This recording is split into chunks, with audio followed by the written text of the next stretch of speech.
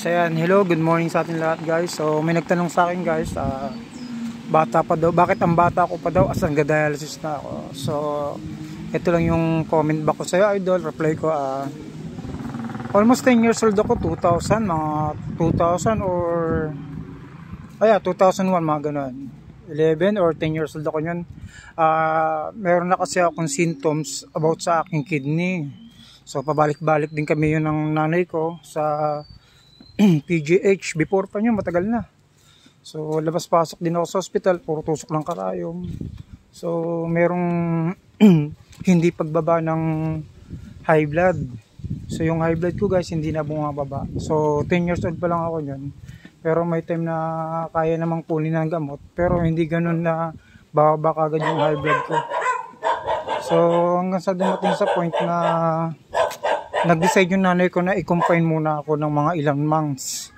So okay naman siya, okay naman yung pakiramdam ko.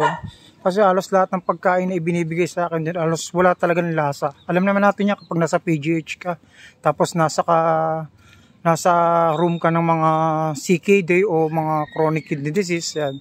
So ibibigay lang mga pagkain, wala talagang lasa. Ultimo adobo, wala talagang lasa. So hanggang sa dumating sa point na ayan, nakalabas naman ako. Hanggang sa sinabi ng doktor na umiwas daw ako sa mga ganitong pagkain, which is yung karne nga, processed food. Siyempre dahil nga bata tayo, so 10 years old lang yata ako nyo, 10 years old nga lang ako. Eh siyempre, kung ano nga yung pagkain sa lamesa, ayun yung kakainin, hindi naman pwedeng mamili. So, at saka wala rin akong kamuwang-muwang yun, mga 10 years old, wala talaga akong idea. Siyempre bata ka nga, kung anong hilig mo sa kain, kain ka talaga. Hanggang sa umidad ako ng 28 years old, ayan na, yan na nagsimula. 28, may lilitaw, mawawala, may lilitaw, mawawala, sumasakit yung balakang, mabula yung ihi, pero mawawala naman siya. Pero ang mas masakit, yung umidad na ako ng 29 years old, doon na. 29 years old, August 27, doon na ako nakaramdam, ayun na nga, yung pamamalas ng muka, tapos pamamaga ng paa. Yung pamamaga ng paa, magugulat ka bakit namamaga kahit walang sugat. So kahit hindi naman maga yung buto, namamaga. As in maga na may manas.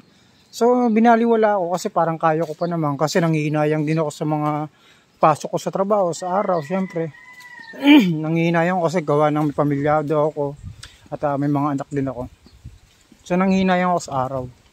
So hanggang sa dumating sa point na lumala ng lumala.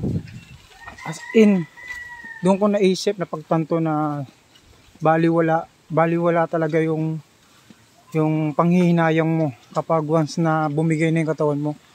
Bumigay yung katawan ko nyo guys mga August 28, 29 September na yon doon. Napakatindi idol, sobrang hilo, laging pagsusuka, hindi na, wala ng tulog, sobra ang dami. So isa-isahin ko to sa vlog ko guys na kung ano yung mga naging sintomas ko, sobrang dami. Kaya sa mga kapwa ko na nakakaramdam din ng masakit sa balakang, from starting pa lang magpa-laboratory na kayo para maagapan. Kasi napakahirap guys kapag na-dialysis ka na, kamukha niyan. Kahit malayo yung dialysis, go lang. Kasi pag hindi ako nagpa-dialysis, malulunod ako. So yung tubig mapupunta sa baga. Pag napunta sa baga, tutubuan ako. So 50-50 na lang kung makakaligtas ka pa kapag natubuan ka. Alam naman natin kapag natubuan, talagang bibihira makaligtas dyan. Kumbaga nasa bingid ka na ng kamatayan. Pero ako, handa na ako kasi acceptable ko na rin kung ano yung mangyayari sa akin. Yun yung plano ni Lord diba? Tsaka blessing naman din kung mawawala ka ng nakapagbigay ka ng sharing sa iba. So yun lang yung magagawa ko sa ngayon. Dahil unang-una andito na tayo sa realidad So sabi ko nga, marami mga nagsabi sa akin, idol bakit hindi ka magpa-transplant? So madali lang sanang sabihin yan idol na magpa-transplant. Alam naman natin dito sa Pilipinas kailangan ng show money, which is excuse me.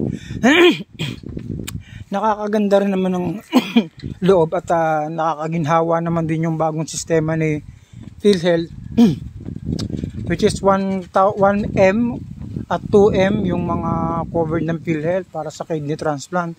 Yun nga lang, kahit may 2M or 1M na covered, kailangan mo pa rin ng show money. Hindi naman po ganun kadali yung magpa-kidney transplant dito sa Pilipinas kasi kakailanganin mo talaga ng pera. So kahit ganun, malaking bless na rin kasi unang-una, compare sa dati ng mga nagda-dialysis sa talagang bata pa, nakakaya pa namang i-transplant, hindi na nahanapan ng solusyon kasi sa mahal na rin ng mga gamot at gastusin. Pero ngayon medyo may kaluwagan naman at kababaan naman ng transplant ngayon. Yun nga lang, sabi ko nga, kailangan talaga ng show money. So yung show money na sinasabi ko, ito yung nasa 300,000, 400,000. Yung show money na yun, para lang yun sa gamot mo. So malaking tulong kasi na may show money ka, hindi ka natataranta, hindi ka na dito napapaisip kung saan mo kukunin yung pera kasi hindi naman lahat ng government or mayor bukas palad para sa mga taong mahihirap at sa mga nangangailangan ng tulong. Minsan laging off, minsan cut off.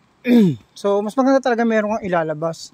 So ganun lang guys, ayun, medyo malayo-layo pa yung lalakarin ko guys papunta sa highway kasi meron akong motor dati guys pero nasira dahil sa kalumaan na rin at hindi ko nga dinadala dahil yun sanlalan sa akin at mahirap magdala ng walang papel.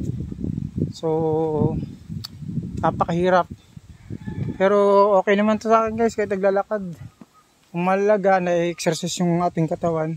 So ayan guys, samahan nyo ako muli dito sa dialysis kung saan babiyahin na naman tayo ng 2 oras. So pagdating ng 2 oras, pagdating ko doon kakain konti, halos hindi na nga ako nakakanood, parang tulog na lang talaga ako doon pag nandun ako sa center. So ayan guys, maraming salamat muli sa sumusuporta at sa nag-share ng ating mga videos. God bless po sa inyo at maraming salamat po.